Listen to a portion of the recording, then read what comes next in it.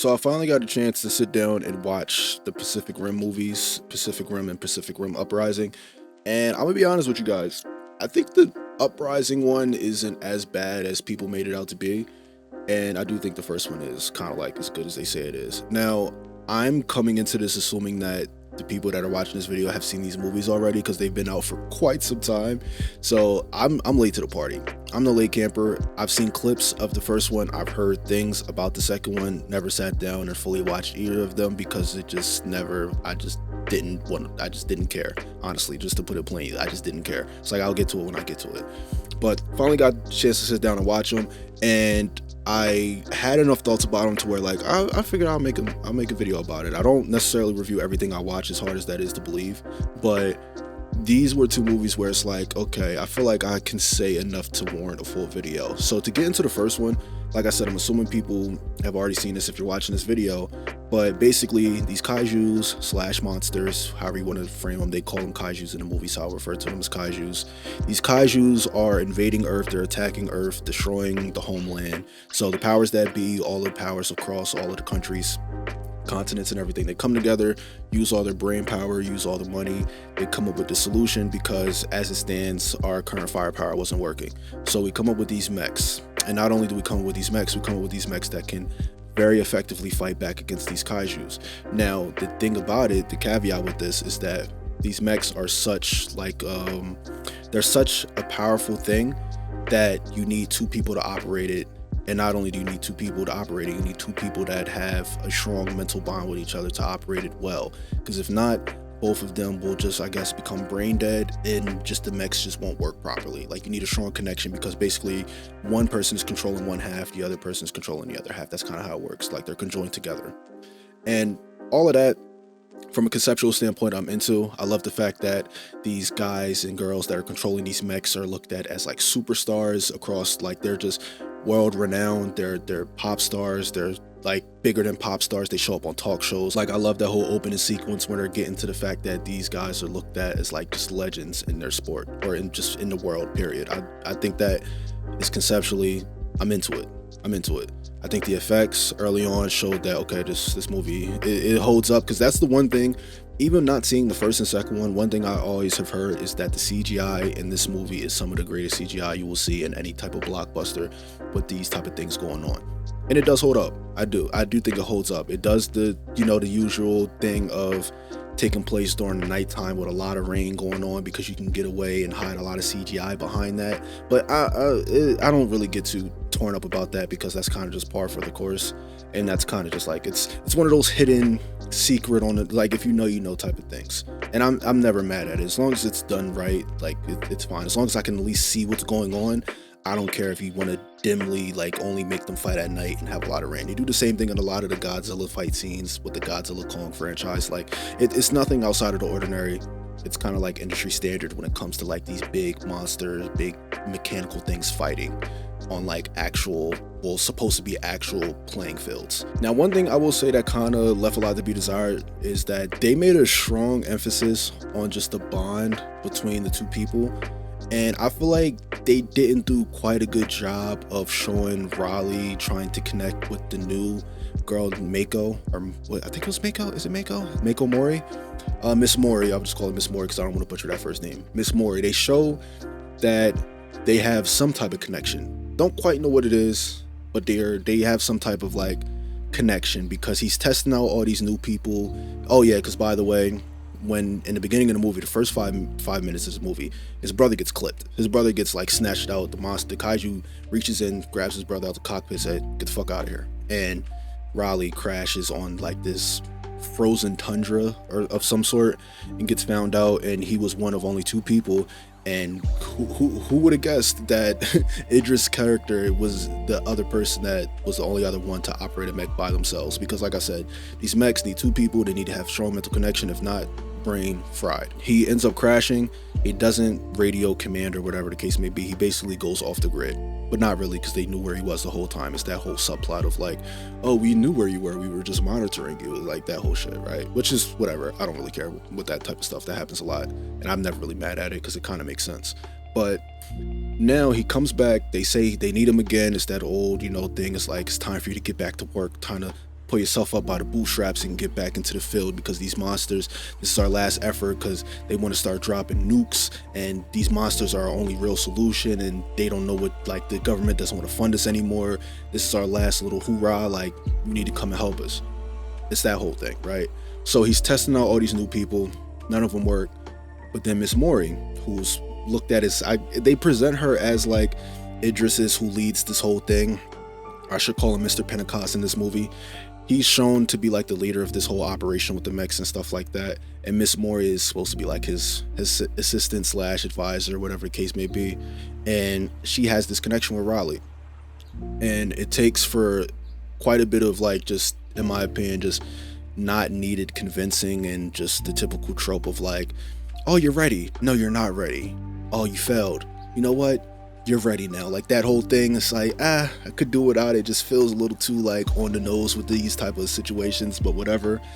And then, you know, it makes that connection where it turns out that Idris's character saved Miss Mori back when she was a kid, and that's how they kind of met each other. So part of the reason why he doesn't want her to team up with Raleigh on a new mech is because he doesn't want her to suffer the same fate as a lot of other people that operate mechs, which is just death. And it's presented in this way that, like, it's supposed to, like, connect and touch the heartstrings. For me, it's just kind of like, it's just lackluster. It wasn't for me. But like I said, the fighting, the action in it was well done. I love the design of these mechs. I like how all of them are different and unique. One is more agile, one is more on heavy artillery, one is more like of an armory type, one is more of like a brawler. I love that. I think it's dope. I think they potentially might have a good video game down the line if they choose to use this IP for like a video game. I do think there's something there with that, for sure. I don't want to get into my gaming brain, but that's just what, when I see that, it's hard for that not to pop up in my brain. But they have a lot of cool stuff going on. Like, they do a good job of carving out and building this universe in this first movie, I think, while also trying to tell a story. Push the goddamn button! Push the goddamn button! You heard what she said. And get us to whatever ended up being the second movie. But overall, I do like it. I think the performances were pretty good for what it's worth. Charlie Day's in this, which is the randomest person that I like. I don't know. I just did not expect him, especially what happens in Uprising, which we'll get to that when we get to that. But yeah, Charlie Day's in this, and yeah, he's in it, and he pops up in the second one. Spoiler alert. Ron Perlman was also in this. Like, it just has some of the most random people that I saw pop up. I'm like, really, Ron Perlman, Charlie Day? Like, when these people started popping up, I'm like, yo, I like, Larry Joe Campbell is in this. But overall, I do like the movie. I do think it is good. I do think it's a good movie. I think it's a good blockbuster. It still holds up very well. I don't think you needed me to tell you that. Still holds very well. And I'm a big fan. I like this movie. So as far as a star rating, I probably would give this, well, not even a star rating, grade rating. I probably would give this movie like a B or a B plus.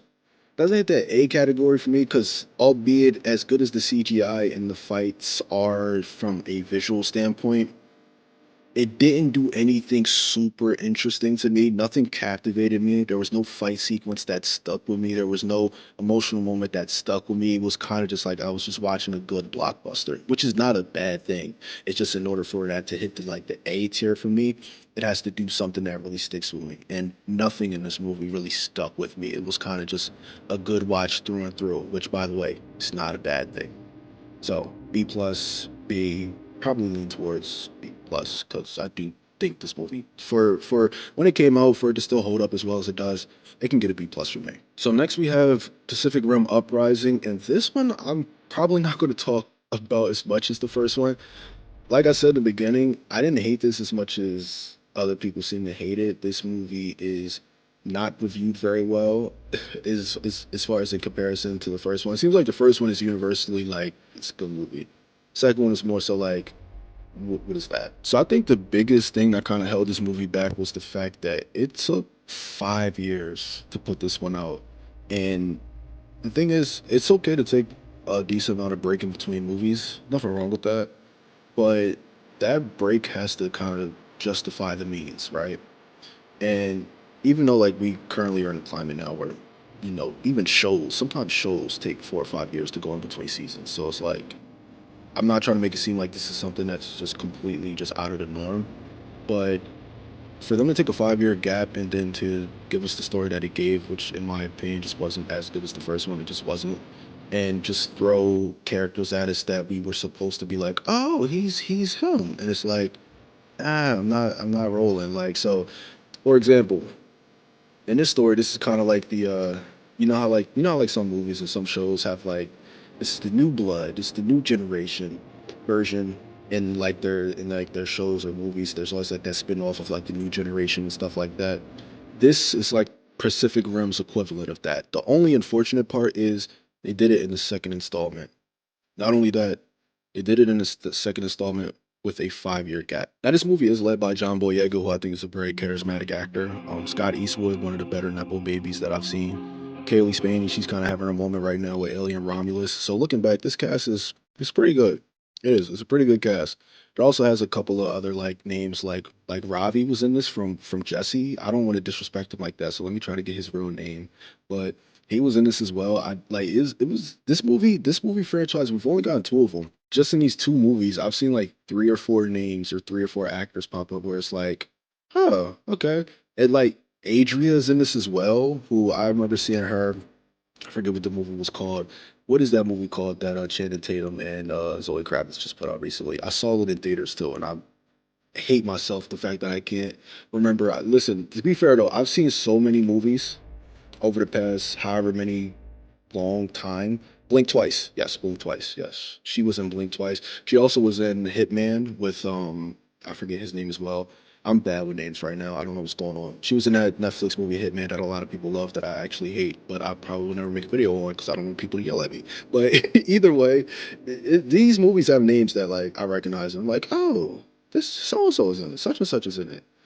Oh, okay. Interesting. But to get into the second one, this is basically like I said, comes to find out that Mr. Pentecost actually has a son. Who would have thought? Not only did he have a son, he had a son that also was supposed to be like a protege. He was supposed to be next up, and apparently he was supposed to be around during the events of the first one, like a few years before, or a few years after. No, a few. I think it was yeah, a few years before. Yeah, a few years before. Because Mr. Pentecost died at the end of the first one. I don't know why. Like I just yeah, he died. Spoiler alert. Spoiler alert. But yeah, he's supposed to be the son, and I would. They didn't need to do that. They didn't. Like he could have just been a young prodigy that was supposed to be next up. Like the weight of him being Mr. Pentecost's son did nothing to me. Like I didn't care. Like it just didn't. It had no weight to it outside of like, oh okay, that was okay. So he had a son.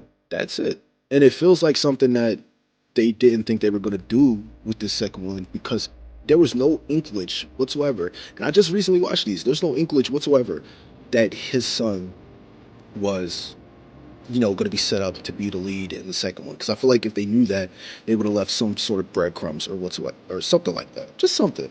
Who knows? But it features him. He's like the rebellious kid that, was always told he's going to, live in his dad's shadow, or he was supposed to be his dad's successor. Didn't like that.